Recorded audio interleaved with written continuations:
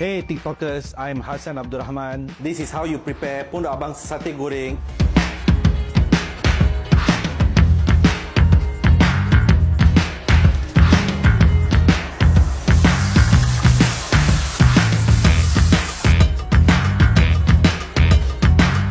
Number 1, deep fry sate goreng.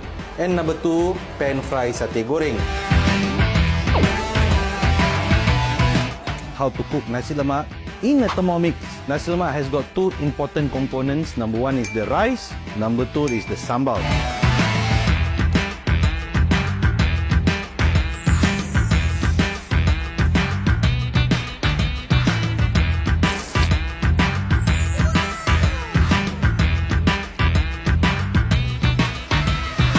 Tetap melekat guys. www.pondokabang.com and head down to our frozen mart. The best authentic Malay food made traditionally.